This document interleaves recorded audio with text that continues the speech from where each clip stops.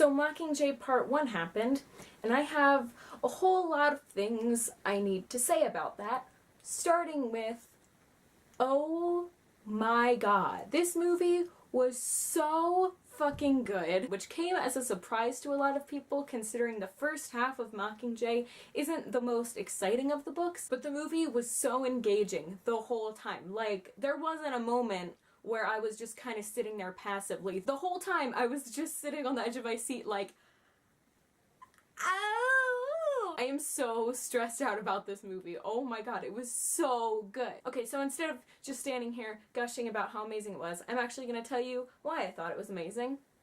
Because that's what you do in reviews. First and foremost, the acting. I have said this every single time I have talked about these movies. These actors are on point, and especially the actors who didn't have a lot of screen time, like Sam Claflin, which I'll get to later, and Steph Dawson, and just everyone, they stole every single scene they were in. I may specifically be talking about Natalie Dormer, but like, you know. No, for real though, Natalie Dormer just... I don't remember her character in the book. Like, I don't remember ever seeing her character and being like, oh yeah, cool. But in the movie, I was like, Natalie Dormer, I want you to slay me. Because I do. Because she's Natalie Dormer. An actress who I really wasn't familiar with before this movie, who really impressed me, was Julianne Moore. And I know she's kind of a popular actress, but I don't watch that many movies. I didn't really expect to be that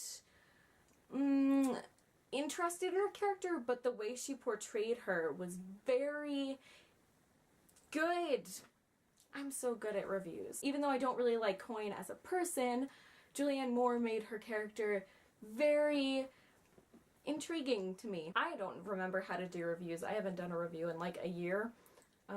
So I guess I'll just talk about my favorite scene. One of my top 3 favorite scenes was probably the hanging tree, when she was singing it at the lake and then it transitioned into the destruction of the dam. I thought that was so well done, and it really captured what the rebellion is. And when I read the book, I really loved that song, but I read it when I was in 8th grade, okay? And I didn't really fully understand the relevance of that in relation to rebellion and how it really is people willingly destroying themselves to help a cause. Also, it made me realize that Jennifer Lawrence is a fucking liar, because she was like, I can't sing, and now she's like number something on the top 10 iTunes chart with that song, so you lied. No, but I really did like the way that she sang it, because she has a very raw voice and it really fit the eeriness of that song, and I just loved it. The ending, which we all kind of figured was going to be the ending, was so scary. So scary. When I read the scene where Peeta was strangling Katniss in the book, it was just kind of Katniss being like, oh, he's strangling me.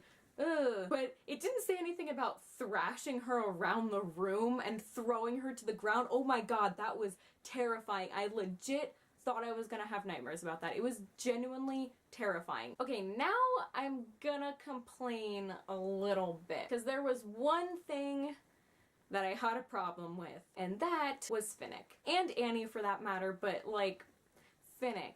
Okay, Finnick Odair is a very important character. Not just because he's one of my favorite characters, and not just because he's a main character, but because he represents what the Capitol does to entertain its people, and what, you know, like, the media does in our world to entertain people. He is the epitome of taking advantage of actors and people in the media. And they pretty much just glossed right over that. I don't remember where exactly it said that in the book, but I'm pretty sure it was when he was just talking to Katniss, but instead they added his whole backstory when there was something else that you were worrying about going on, which is just disrespectful. And I know it sounds weird to say that about a character that's not real, but it was so disrespectful to him and his character and his story. You know, for people who didn't read the book, they might have not completely understood what was going on there, or they might not have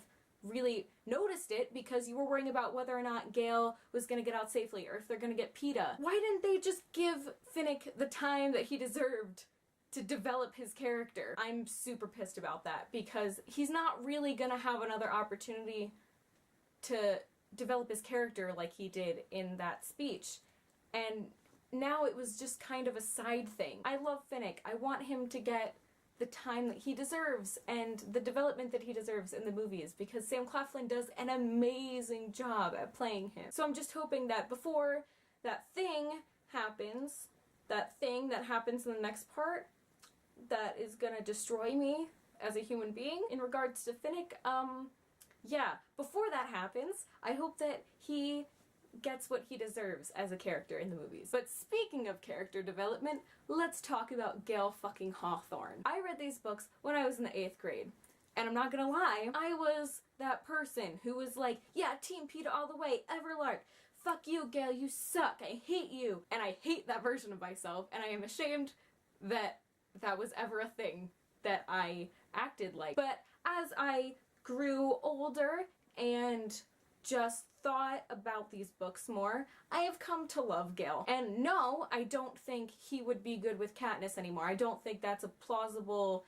canon thing that could happen at this point in Katniss's life. But my love for Gale did not really hit its peak until that scene where he talks about the table where Katniss kissed him, and then Katniss went over and kissed him again, and he said that she only gives him attention when he's hurt, and that it would pass. And that killed me. All Katniss ever does to him is just tease his emotions. And when you think about it, it makes you realize how Katniss is actually kind of sometimes a terrible person, which makes her character so much more realistic because she's not a perfect hero. She is kind of terrible sometimes, which I think is great, and it's one of my favorite things about her. But that really sucks for Gale because all she does is tease his emotions, and he just can't keep up with it, and it's a problem, and it's a toxic relationship. Maybe even if you don't like Gale, you have to admit that he is kind of tortured in that way,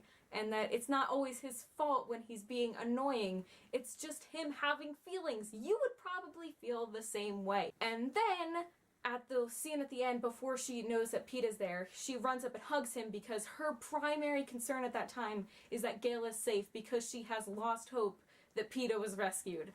And you can see it on his face as soon as she embraces him that he knows this is the last time that he's going to get any sort of attention from her. And that's why he waits so long before telling her that PETA is there, because he wants to make that moment last for as long as possible. And then he tells her, and it's just like letting her go. He just lets go because he knows that since PETA's back, she's gone. And he knows that he will never be important to her again because PETA's back. Whew.